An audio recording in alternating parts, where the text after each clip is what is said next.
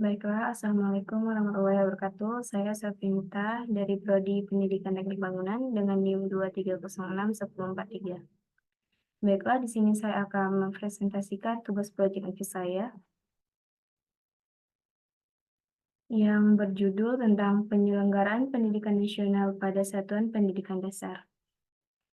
Materi yang akan saya bahas di sini ada 10. Yang pertama yaitu pendidikan dasar, yang kedua ada landasan hukum atau undang-undang yang mengatur pendidikan dasar. Yang ketiga yaitu ada tujuan pendidikan dasar. Yang keempat masa pendidikan dasar. Yang kelima kurikulum pendidikan dasar yang diterapkan. Dan yang keenam proses belajar mengajar. Ketujuh penilaian yang dilakukan. Kedelapan output lulusan pendidikan dasar. Kesembilan problema atau permasalahan pendidikan dasar. Dan yang terakhir yaitu ada solusi permasalahan. Yang pertama yaitu pendidikan dasar. Pendidikan dasar adalah pendidikan yang memberikan pengetahuan dan keterampilan, menumbuhkan sikap dasar yang diperlukan dalam masyarakat, serta mempersiapkan peserta didik untuk mengikuti pendidikan menengah. Pendidikan dasar diselenggarakan untuk memberikan bekal dasar yang diperlukan untuk hidup dalam bermasyarakat, berupa pengembangan sikap, pengetahuan, dan keterampilan dasar. Pendidikan dasar disebut sekolah dasar, SD, yaitu lembaga pendidikan yang menyelenggarakan program pendidikan sebagai dasar untuk mempersiapkan siswanya yang dapat ataupun tidak dapat melanjutkan pelajarannya ke lembaga pendidikan yang lebih tinggi untuk menjadi warga negara yang baik. Yang kedua yaitu ada landasan hukum atau undang-undang yang mengatur pendidikan dasar. Landasan hukum pendidikan adalah dasar atau fondasi perundang-undangan yang menjadi pijakan dan pegangan dalam pelaksanaan pendidikan di suatu negara. Matt Pidarta 2007 mengungkapkan landasan hukum dapat diartikan peraturan baku sebagai tempat berpijak atau titik tolak dalam melaksanakan kegiatan-kegiatan tertentu. Dalam hal ini, kegiatan pendidikan tentang Sepribudin dan Nuraini 2006, landasan hukum pendidikan adalah asumsi-asumsi yang bersumber dari peraturan perundang-undangan yang berlaku, yang dijadikan titik tolak dalam pendidikan. Terdapat beberapa jenis landasan pendidikan. Yang pertama yaitu ada landasan filosofis, yang kedua yaitu ada landasan sosiologis, yang ketiga yaitu ada landasan psikologis, yang keempat yaitu ada landasan hukum, dan yang terakhir yaitu ada landasan kultural. Nah, poin yang ketiga yaitu mengenai tujuan pendidikan dasar. Tujuan pendidikan dasar di sini ada 4. Yang pertama yaitu meningkatkan kecerdasan, pengetahuan, kepribadian, akhlak mulia, serta keterampilan peserta didik. Yang kedua yaitu menyiapkan peserta didik untuk melanjutkan pendidikan ke jenjang yang lebih tinggi. Yang ketiga, mengembangkan sikap, pengetahuan, dan keterampilan dasar yang diperlukan untuk hidup dalam masyarakat. Dan yang keempat yaitu membentuk pribadi yang mandiri, kreatif, dan inovatif. Tujuan pendidikan dasar menengah, baik SD maupun SMP secara umum adalah untuk memberikan bekal kemampuan dasar kepada peserta didik, baik dalam hal pengetahuan, keterampilan, maupun sikap, sehingga mereka siap untuk melanjutkan pendidikan ke jenjang yang lebih tinggi atau juga siap untuk dalam masyarakat. Poin yang keempat yaitu mengenai lama masa pendidikan dasar. Masa pendidikan dasar di Indonesia adalah 9 tahun, terdiri dari 6 tahun di sekolah dasar dan 3 tahun di sekolah menengah. Pendidikan dasar merupakan jenjang pendidikan awal yang bertujuan untuk memberikan dasar kecerdasan, pengetahuan, kepribadian, akhlak mulia, serta keterampilan untuk hidup mandiri dan mengikuti pendidikan lebih lanjut. Poin yang kelima yaitu kurikulum pendidikan dasar yang diterapkan. Menurut Undang-Undang Pendidikan Nasional tahun 1989, Bab 101 menyebutkan bahwa kurikulum adalah seperangkat rencana dan pengaturan mengenai isi dan bahan pelajaran serta cara yang digunakan sebagai pedoman penyelenggaraan kegiatan belajar mengajar. Isi kurikulum merupakan susunan dan bahan kajian dan pelajaran untuk mencapai tujuan penyelenggaraan suatu pendidikan yang bersangkutan. Dalam rangka upaya pencapaian tujuan pendidikan nasional, Pasal 9 Kurikulum pendidikan dasar merupakan perangkat 80 serencana dan pengaturan isi dan bahan pelajaran serta cara yang digunakan sebagai pedoman penyelenggaraan pendidikan dasar. Dalam penerapan kurikulum pendidikan dasar, penting untuk memastikan bahwa guru memahami dan menerapkan kurikulum dengan baik, serta memastikan bahwa siswa mendapatkan pengalaman belajar yang konsisten dan efektif. Nah, yang berikutnya yaitu mengenai proses belajar mengajar. Proses belajar mengajar adalah proses yang mengandung serangkaian perbuatan guru dan siswa atas dasar hubungan timbal balik. Dalam hal ini, pengaruh dari peran seorang guru sangat besar sekali, di mana keyakinan seorang guru atau pengajar akan potensi manusia dan kemampuan semua siswa untuk belajar dan berprestasi merupakan suatu hal yang penting diperhatikan. Aspek-aspek teladan mental guru atau pengajar berdampak besar terhadap iklim belajar dan pemikiran siswa yang diciptakan guru. Guru harus mampu memahami bahwa perasaan dan sikap siswa akan terlihat dan berpengaruh kuat pada proses belajarnya.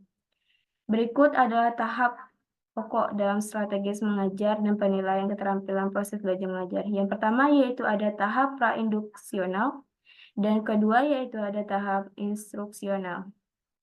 Baiklah, yang ketujuh yaitu ada penilaian yang dilakukan.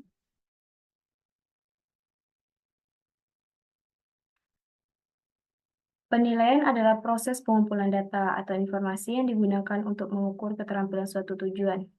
Penilaian dapat dilakukan dalam berbagai konteks, termasuk dalam pengembangan di sekolah. Menurut Ralph Taylor, penilaian merupakan sebuah proses pengumpulan data untuk menentukan sejauh mana tujuan pembelajaran telah dicapai. Dalam konteks pendidikan dasar, penilaian hasil belajar peserta didik dilakukan untuk menilai pencapaian kompetensi sikap, pengetahuan, dan keterampilan peserta didik, serta menjadi pedoman untuk mengembangkan dan meningkatkan kualitas pendidikan. Penilaian hasil belajar peserta didik untuk menentukan kelulusan dari suatu pendidikan dilakukan melalui mekanisme yang ditentukan oleh satuan pendidikan. Penilaian yang dilakukan di pendidikan dasar bertujuan untuk menilai pencapaian kompetensi sikap, pengetahuan, dan keterampilan peserta didik, serta menjadi pedoman untuk mengembangkan dan meningkatkan kualitas pendidikan. Berikut beberapa aspek penting dalam penilaian pendidikan dasar. Yang pertama yaitu ada standar penilaian. Yang kedua yaitu ada ruang lingkup standar penilaian. Yang ketiga yaitu ada isi standar penilaian. Dan yang keempat yaitu ada penilaian, aspek penilaian. Dan yang terakhir yaitu ada bentuk penilaian. Yang kedelapan yaitu mengenai output lulusan pendidikan dasar. Output lulusan pendidikan dasar adalah peserta didik yang memiliki kompetensi pada 3 dimensi yaitu sikap, pengetahuan, dan keterampilan. Lulusan pendidikan dasar diharapkan memiliki kemampuan untuk mengembangkan sikap positif seperti beriman dan bertakwa kepada Tuhan Yang Maha Esa, berakhlak mulia, serta sehat, berilmu, cakep, kreatif, mandiri, dan menjadi warga negara yang demokratis serta bertanggung jawab. Selain itu, lulusan pendidikan dasar diharapkan memiliki pengetahuan dasar dalam berbagai bidang seperti matematika, ilmu pengetahuan alam, ilmu pengetahuan sosial, bahasa Indonesia, dan bahasa Inggris. Lulusan pendidikan dasar juga diharapkan memiliki keterampilan dasar seperti membaca, menulis, menghitung, berkomunikasi, dan berpikir kritis. Dengan memiliki kompetensi tersebut, lulusan pendidikan dasar diharapkan siap untuk melanjutkan ke pendidikan ke jenjang yang lebih tinggi dan siap untuk hidup dalam masyarakat. Yang kesembilan yaitu ada problema atau permasalahan pendidikan. Di Indonesia masih ada beberapa masalah pendidikan yang umum terjadi dan menjadi tantangan dalam meningkatkan kualitas dan akses pendidikan yang berkualitas. Tentu saja diharapkan demi kemajuan suatu bangsa. Berikut ini adalah beberapa contoh masalah pendidikan yang umum terjadi di Indonesia. Yang pertama yaitu ada akses terbatas ke pendidikan. Yang kedua, ketimpangan pendidikan. Yang ketiga, kualitas guru dan tenaga pendidikan. Yang keempat, yaitu ada kurikulum yang tidak relevan. Yang kelima, kualitas fasilitas dan infrastruktur. Yang keenam, yaitu kesenjangan digital. Yang ketujuh, kualitas ujian dan evaluasi. Yang kedelapan, masalah mutu pendidikan rendahnya mutu dan relevansi. Yang kesembilan, yaitu masalah pemertinjauan pendidikan, dan yang terakhir yaitu efisiensi pendidikan.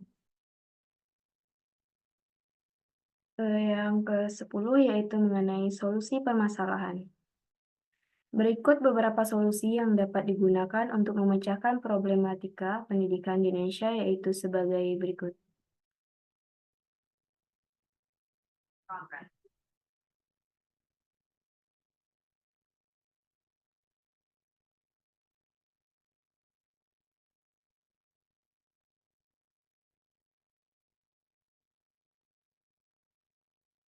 Yang berikutnya yaitu mengenai solusi permasalahan. Berikut beberapa solusi yang dapat digunakan untuk memecahkan problema di pendidikan di Indonesia, yaitu sebagai berikut. Menyempurnakan sarana dan prasarana belajar mengajar. Dengan terpenuhinya sarana dan prasarana akan sangat menunjang atas ketercapaian suatu tujuan dari pendidikan.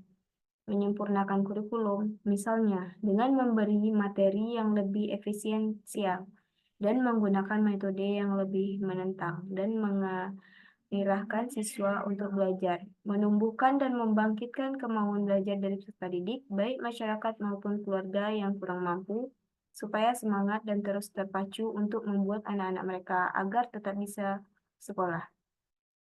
Meningkatkan keprofesionalan dan kesejahteraan guru, berhasil atau tidaknya suatu proses pendidikan serta tinggi rendahnya kualitas suatu pendidikan ditentukan salah satu faktornya adalah guru.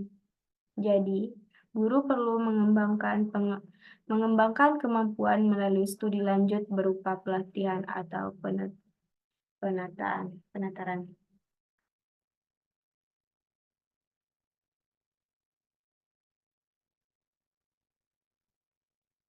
Terdapat beberapa solusi yang dapat diimplementasikan untuk mengatasi permasalahan pendidikan dasar di Indonesia. Solusi-solusi tersebut antara lain yang pertama yaitu ada solusi sistematik. Yang kedua yaitu ada solusi teknis. Selain itu, upaya lain yang dapat dilakukan meliputi memberikan solusi terhadap masyarakat mengenai urgensi pendidikan, memperbaiki kualitas guru, melengkapi sarana dan prasarana, serta memastikan pemerataan tenaga pendidikan dan fasilitas yang memadai. Pemerintahan juga dapat memprioritaskan anggaran pendidikan sesuai dengan amanat konstitusi untuk memastikan tersedianya dana yang memadai untuk menyelenggarakan pendidikan nasional. Kesimpulan dari materi ini yaitu pendidikan merupakan kebutuhan yang sangat penting bagi manusia. Dengan demikian, manusia dapat mencapai kemajuan di berbagai bidang yang pada akhirnya dapat menempatkan seseorang pada derajat yang lebih baik. Perlu diakui bahwa tidak semua manusia dapat tumbuh dan berkembang sesuai dengan apa yang diharapkan dan diinginkan. Oleh karena itu, pendidikan menjadi suatu kebutuhan dan cukup penting dalam mengalami perubahan di kemajuan di zaman modern ini. Pendidikan merupakan proses belajar mengajar yang tidak akan pernah berhenti sejak seorang lahir di dunia hingga akhir hayatnya, long life education. Pertama, kecakapan sosial yaitu social skill merupakan kecakapan yang dibutuhkan untuk hidup, life skill. Dalam masyarakat yang multikultural, masyarakat yang demokrasi dan masyarakat global yang penuh persaingan dan tantangan. Kecakapan sosial meliputi kecakapan berkomunikasi, baik secara lisan maupun tertulis, dan kecakapan bekerjasama dengan orang lain, baik dalam kelompok kecil maupun kelompok besar. Kecakapan personal, yaitu kecakapan personal skill, merupakan kecakapan yang dilakukan agar siswa dapat eksis dan mampu mengambil peluang yang positif dalam kondisi kehidupan yang berubah dengan sangat cepat. Kecakapan personal diantaranya meliputi kecakapan mengenal diri sendiri, kecakapan bersikap, berpikir kritis, dan kreatif, kecakapan mengambil keputusan, kecakapan mencegah masalah, dan percaya diri. Berdasarkan kesimpulan di atas, saran untuk mengkawal penyelenggaraan pendidikan nasional pada satuan pendidikan dengan cara yang sistematis atau komprehensif. Yang pertama yaitu pengenalan sistem pendidikan. Jelaskan secara singkat tentang struktur dan komponen utama dari sistem pendidikan nasional, termasuk peran masing-masing suatu pendidikan dalam menyelenggarakan pendidikan. Yang kedua yaitu mengenai kurikulum dan metode pembelajaran. Tinjau ulang kurikulum yang terapkan di SD dan SMP, serta metode pembelajaran yang digunakan, evaluasi keefektifan metode pembelajaran yang ada, dan sertakan saran untuk perbaikan. Fasilitas dan sumber daya. Bahas tentang kesediaan fasilitas dan sumber daya di SD dan SMP, termasuk akses terhadap teknologi perpustakaan, laboratorium, dan sarana olahraga. Berikan saran untuk meningkatkan fasilitas dan sumber daya yang diperlukan. Yang berikutnya yaitu pelatihan guru. Sorot pentingnya pelatihan dan pengembangan guru dalam meningkatkan kualitas pendidikan. Usulkan program pelatihan yang relevan dan berkelanjutan untuk meningkatkan kompetensi guru di SD SMP. Yang berikutnya yaitu mengenai pengawasan dan evaluasi. Bahas tentang mekanisme pengawasan dan evaluasi kinerja di SD dan SMP. Berikan saran untuk sistem evaluasi yang lebih baik guna memastikan mutu pendidikan yang diberikan. Dan yang terakhir yaitu mengenai keterlibatan orang tua dan masyarakat. Jelaskan peran penting orang tua dan masyarakat dalam mendukung pendidikan di SD dan SMP. Ajukan saran untuk meningkatkan keterampilan mereka dalam proses pendidikan. Sekian presentasi dari saya mengenai tugas proyek saya. Kurang lebihnya saya mohon maaf dan saya akhiri dengan Assalamualaikum warahmatullahi wabarakatuh.